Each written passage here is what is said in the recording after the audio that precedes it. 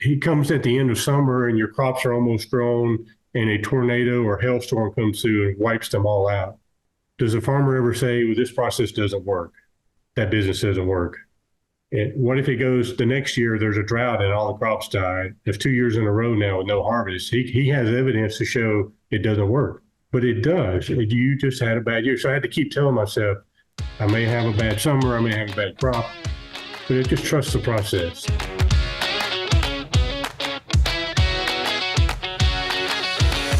Hey, what's up? It's Jason Wojo. Welcome to Lifeonaire Show. On the Lifeonaire Show, we help people make more, work less, and live better lives.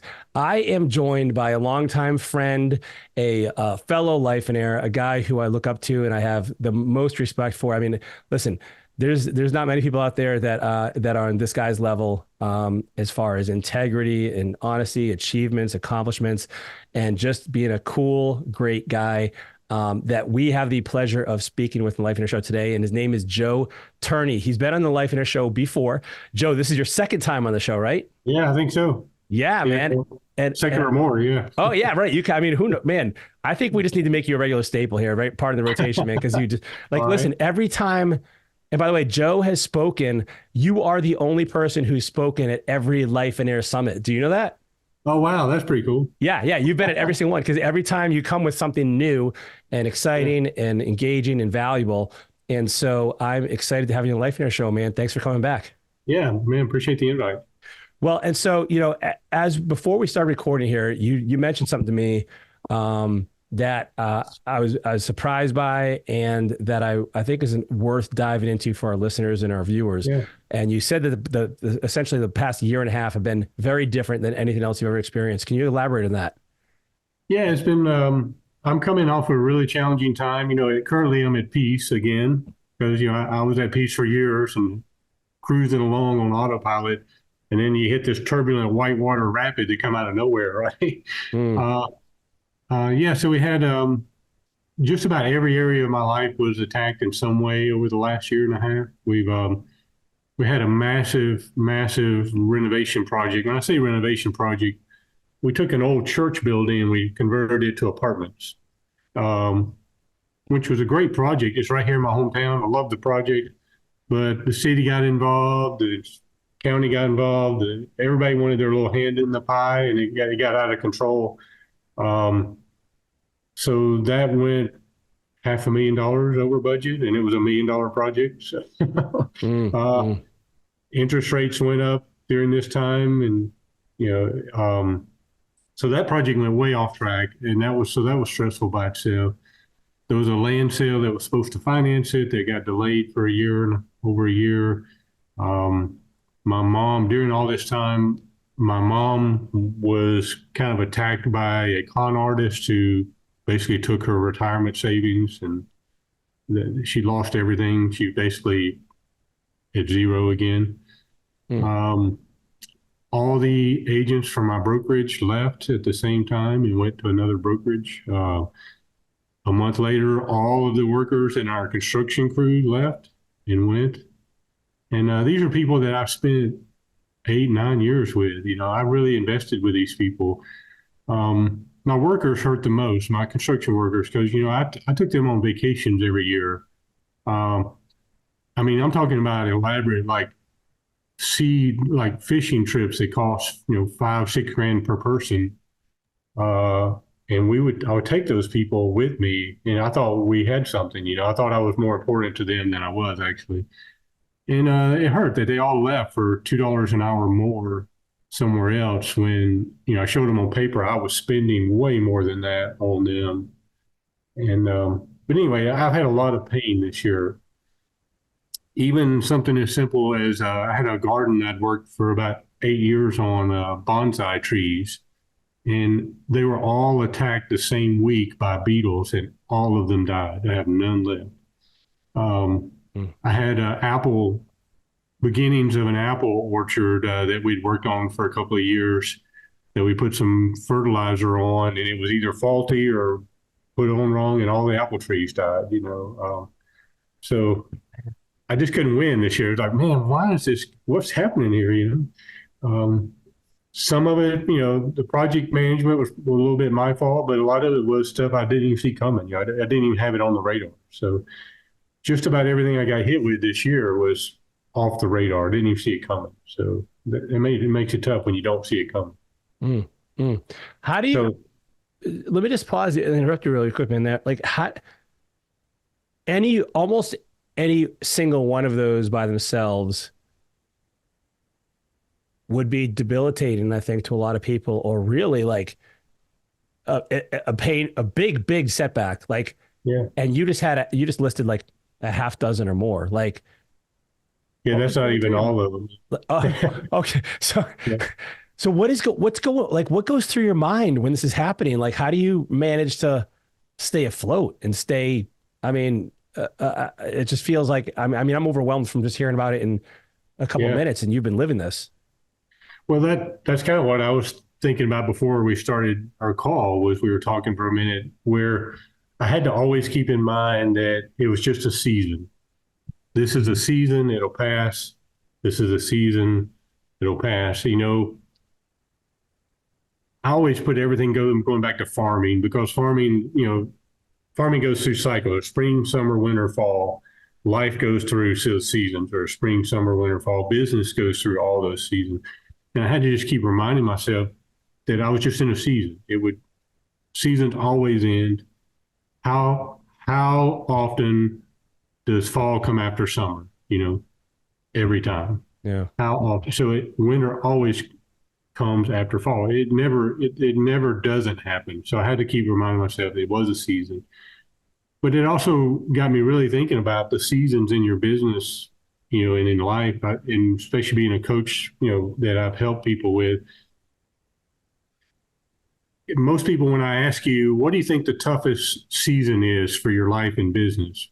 Most people answer, what do you think most people would say? Winter. Yeah, most people automatically go to winter.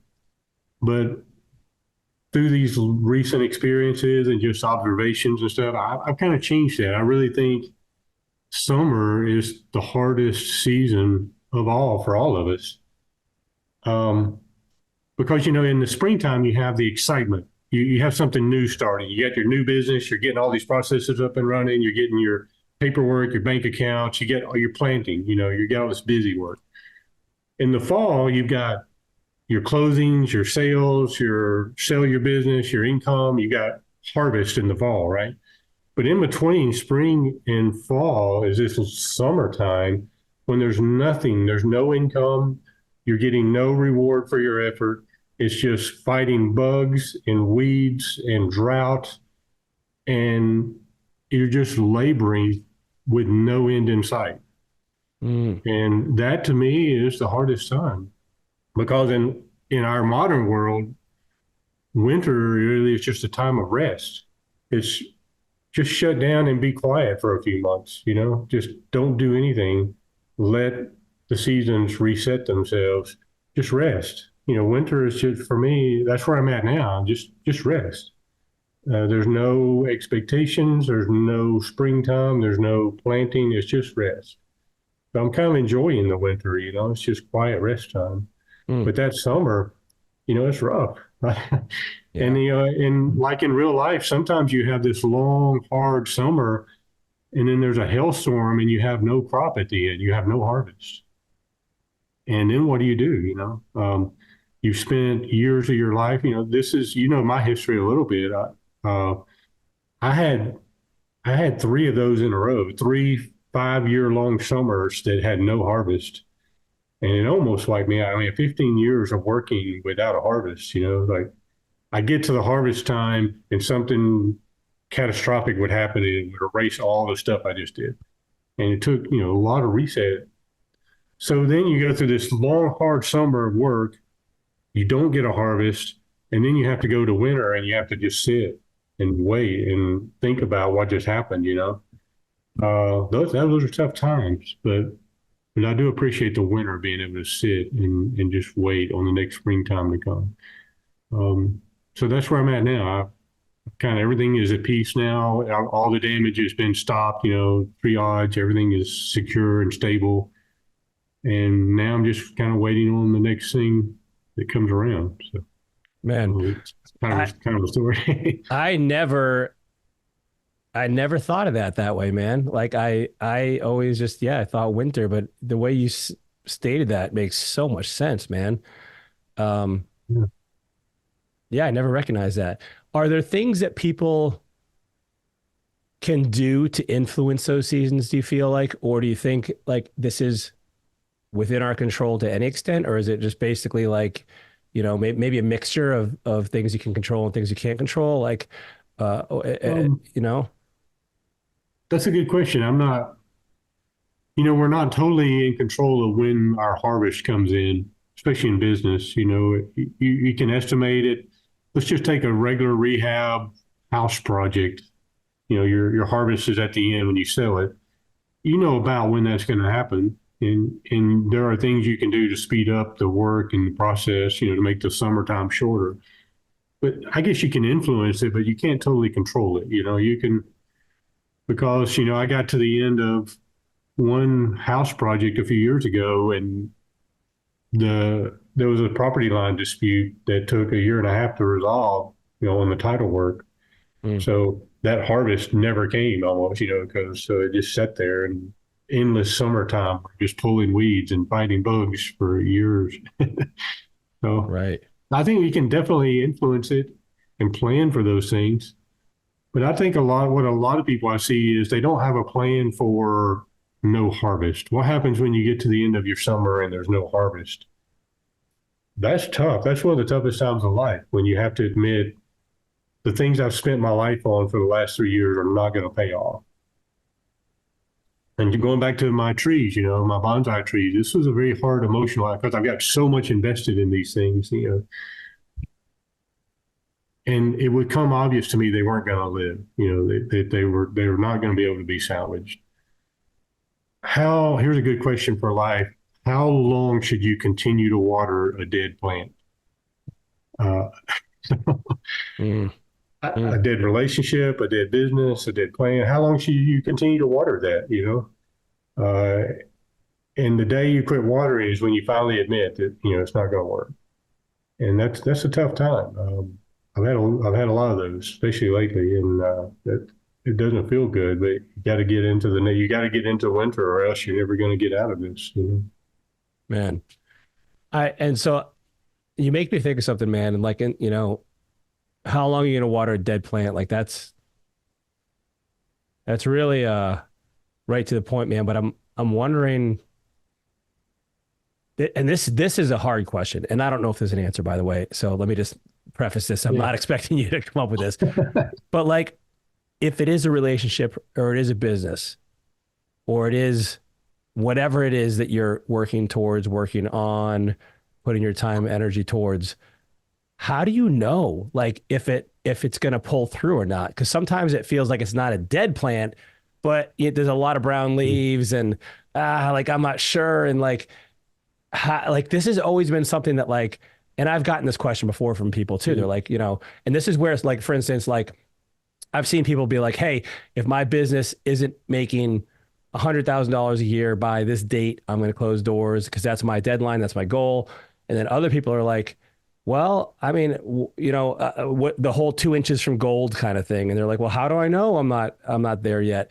Do you have any perspective on that, or insights from your own previous Mm. experiences? Well, I just had to live through that a good bit. Yeah, yeah. And I guess the summary for me is, in my opinion, this is just an opinion, obviously, but something that's living or alive will always respond to your energy and your effort. When it's no longer responding at all, or even changing based on your efforts, then it's dead. Mm, Um, that's just my opinion on it. If I rework the roots of this plant, I re-put it in better soil, and it continues to deteriorate, it's probably dead. It's not.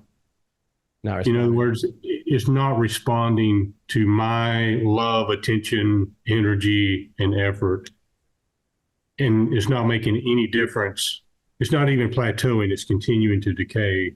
To me, death always decays, life always grows. So if it's decaying and you can't stop it, then there's no, it's dead. Mm, mm. That makes a lot of sense, man. Um, I knew I could count on you to cut to the chase, man. So when it's not responding any longer, now I'm not talking about instant response. You got to give things time to make sure it didn't respond to this. Yeah, yeah. But if it's not responding, then it's got time to let it go to me. Right. So like, maybe a husband's struggling in his relationship with his wife and he's like, "Hey, I was nice to her for a week and I didn't get a Yeah. response." Meanwhile, like the past 2 years have been like Yeah. terrible. And yeah, you expected, Yeah. yeah. It takes a little bit of time to know for sure. And that time is always depends on how big the project is, right? A relationship may take months or a year to figure that out.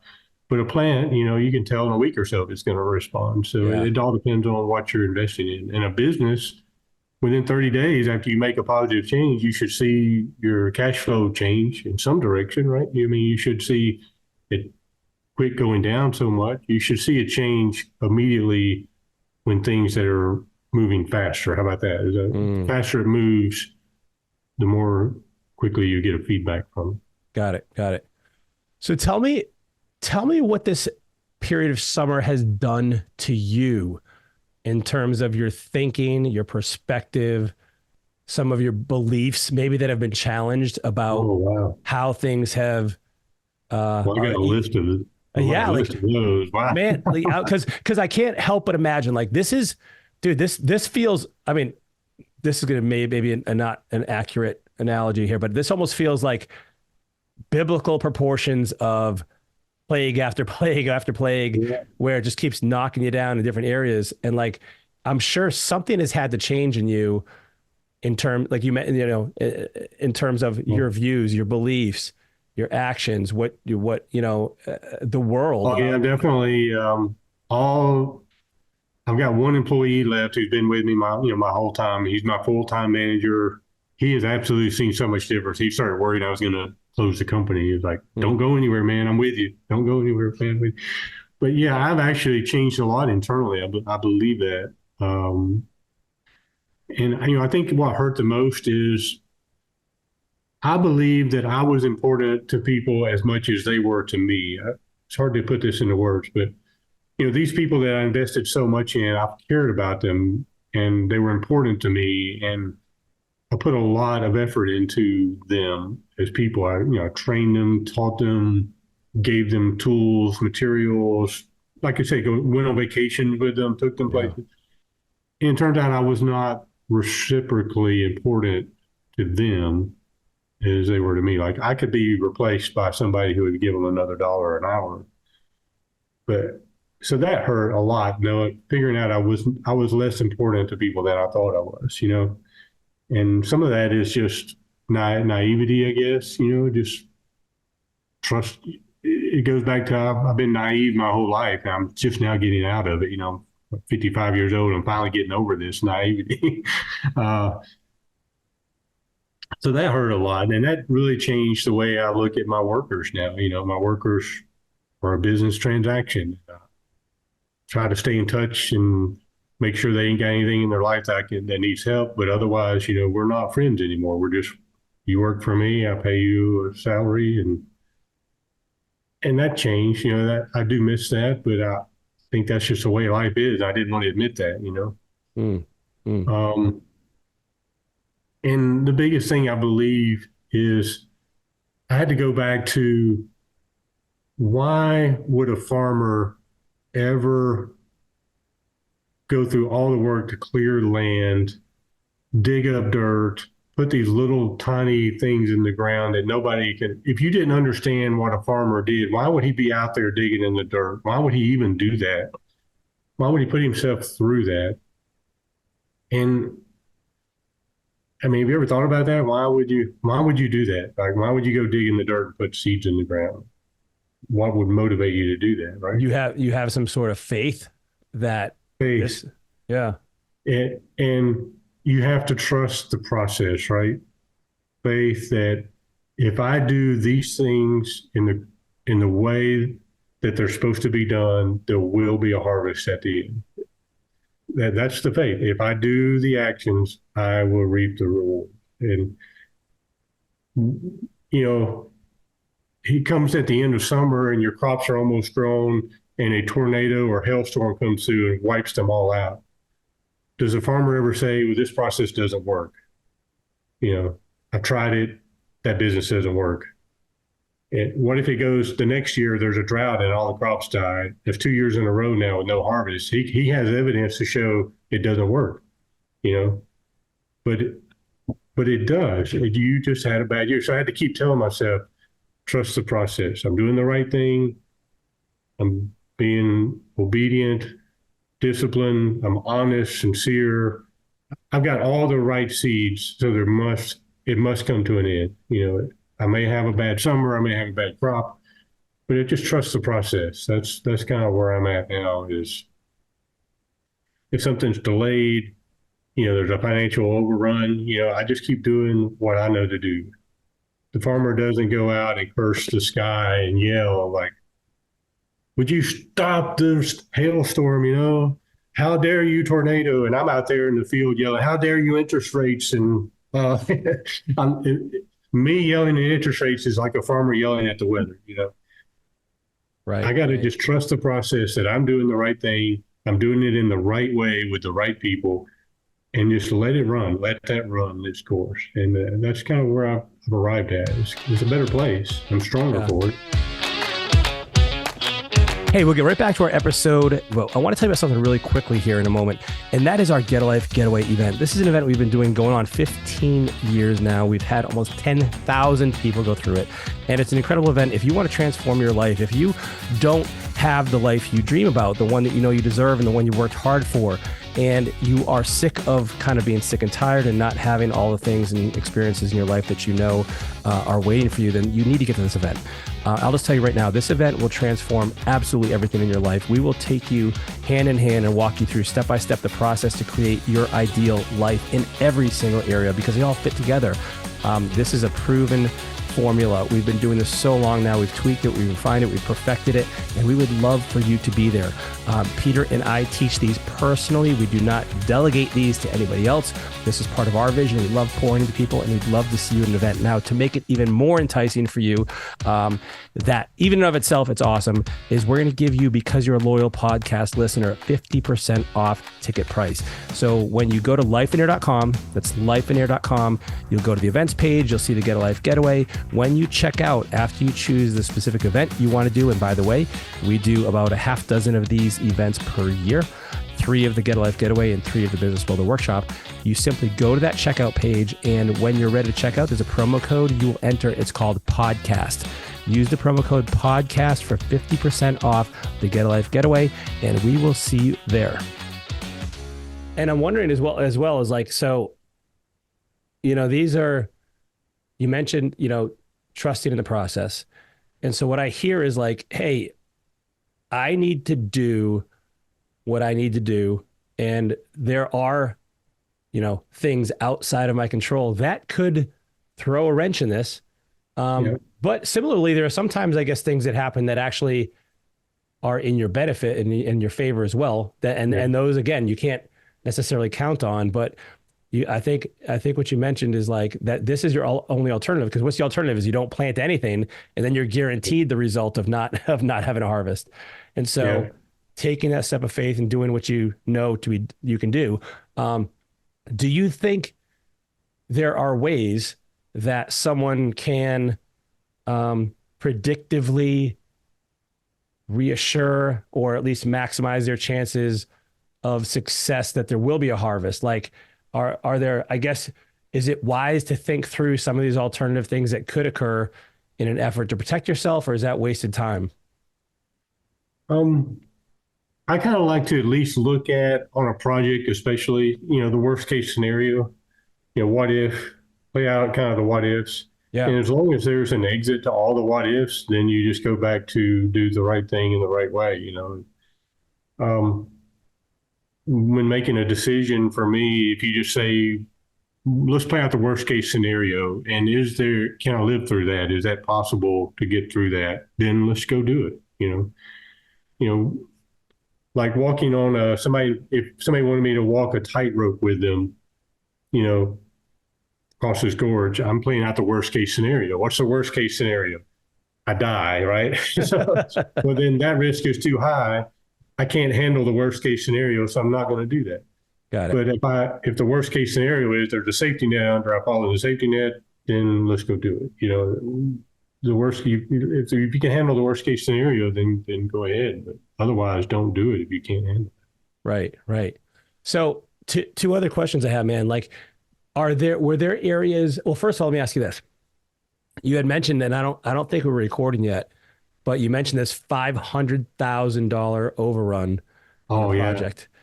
And what was the cash flow in that? Like, or I guess I'm assuming you were bleeding money on this. Oh, it was bad. Yeah.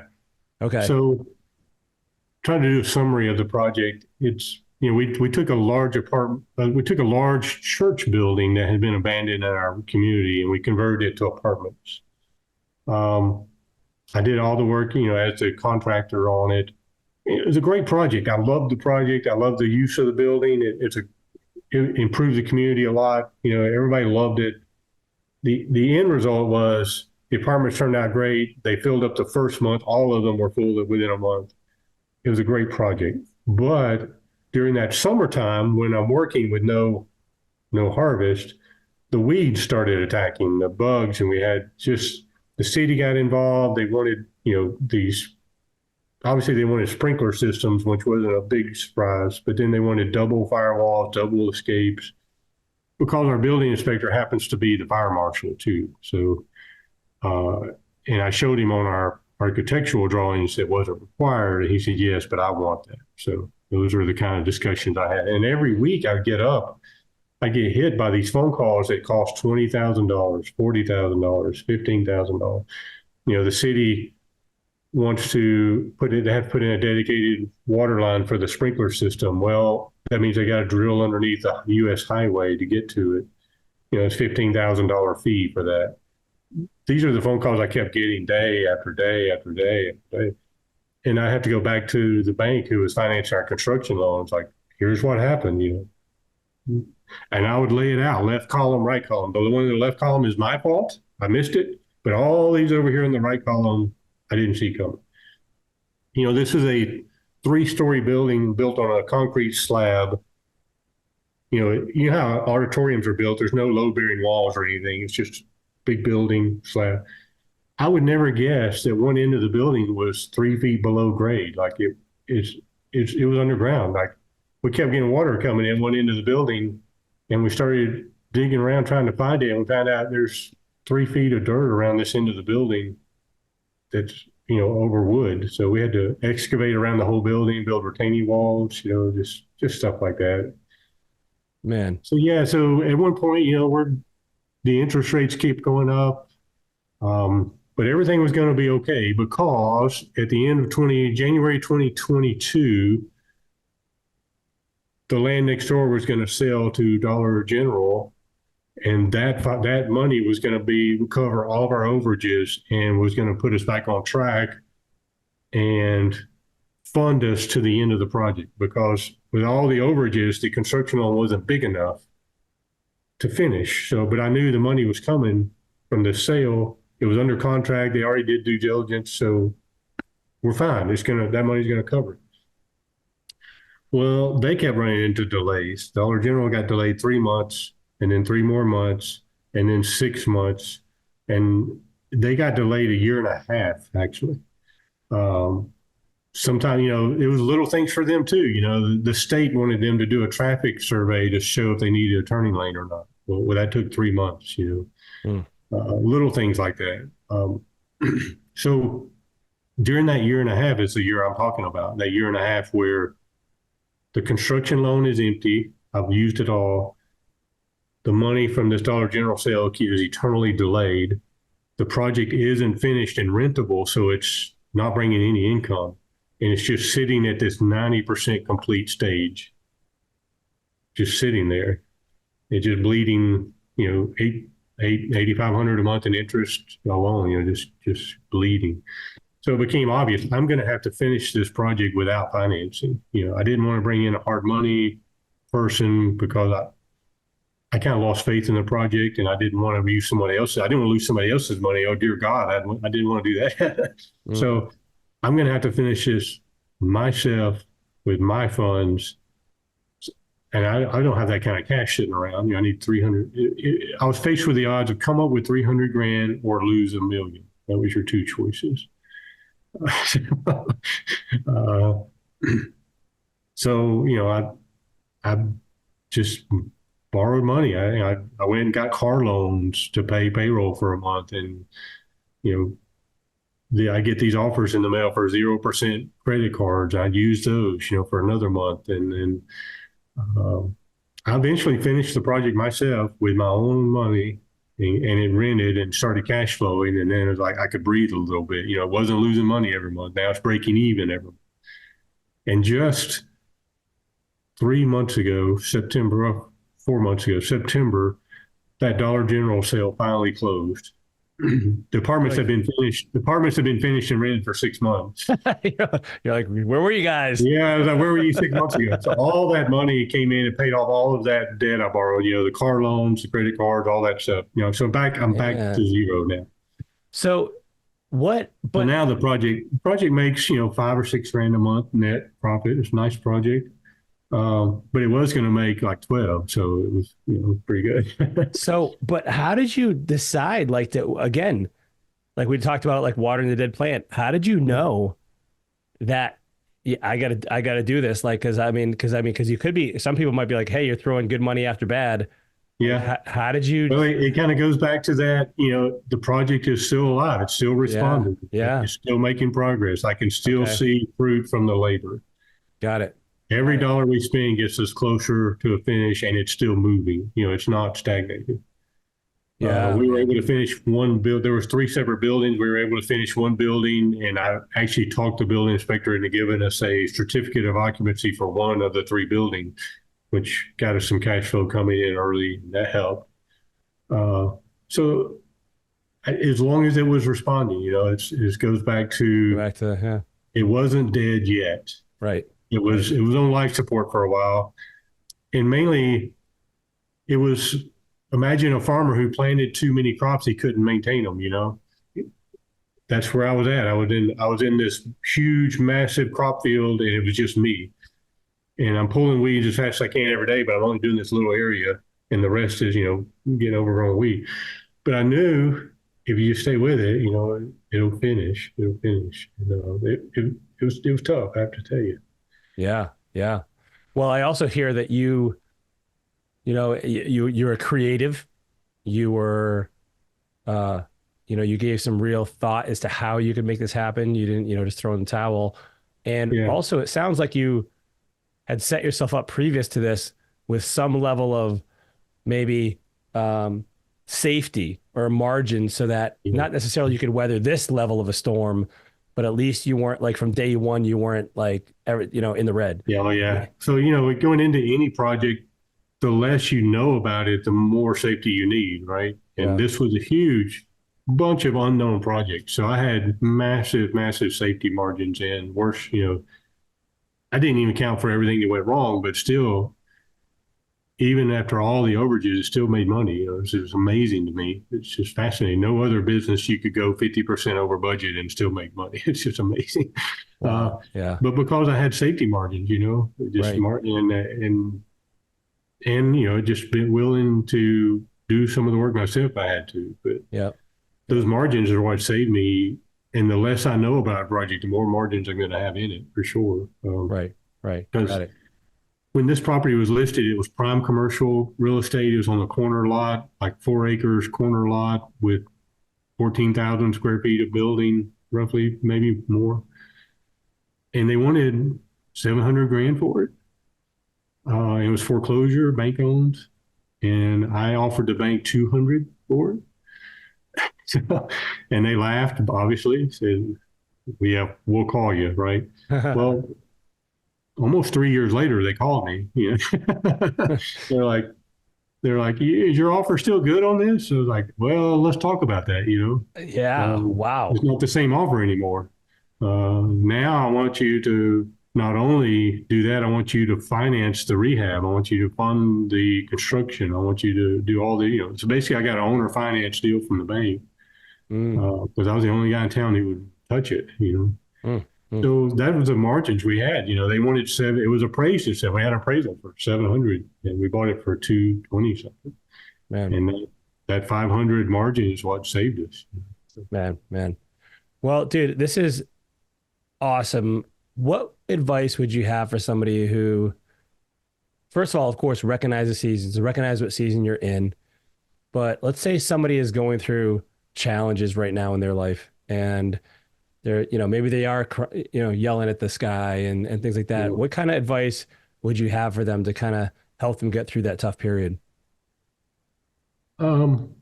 First, I think start internally always, and be very brutally honest with yourself. Are you doing the right thing? Are you being honest with everybody involved? Is this a selfish endeavor or is it serving someone else?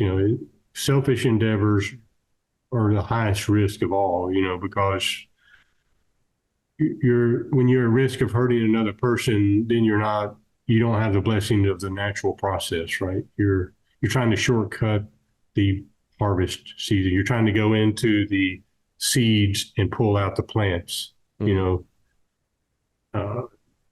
A farmer who goes out and cracks open their seeds to get them, I'm going to go ahead and get these things started because I don't want to wait 3 months, right? So I'm going to go ahead and crack them open and put them in the ground so that they'll start early. You're on a dead end path if you're not being honest with yourself, if you're working on something that's not going to serve another person in any way other than yourself. Be honest with those first. But if you're doing the right thing, you're honest with everybody, you're not out for selfish motives, then just trust the process. Is the project still responding? It's a yes or no question. It's not a story. Don't tell your story. I don't want to hear the history on it. If you put in energy, do you see response back at all? And if the answer to that's no, it might be time to move on. So it's one of the hardest things you'll say out loud is my crops are not going to produce a harvest. And man, it's like gut just to say it hurts, It's hard. Yeah. Well, man, listen, powerful words of wisdom. I want to thank you for your time in Lifeonaire Show, for you sharing these insights, and and especially like the examples that you shared. While in some cases, for many people, would be, just suck the breath out of your lungs. Like there's so much. I'm grateful that you've learned such great things and have chosen to share them with our listeners, man. Thanks for being on the show. Yeah, appreciate it. Fun show. Hey, I hope you enjoyed that episode and got something valuable out of it. I love that I get to talk to these amazing people like Joe, who just openly and freely have this heart for sharing and share their wisdom so generously with us. If you did get something out of the episode, share. Give us a review, give us a rating, give us a thumbs up, tell us how we're doing, because we are here to serve you and give you the content and the valuable information that you can use in your own life. And so if you do that, we'd be eternally grateful because it allows us to impact more and more people as we grow and as we change the world. All right, we will see you next week, everyone. Take care.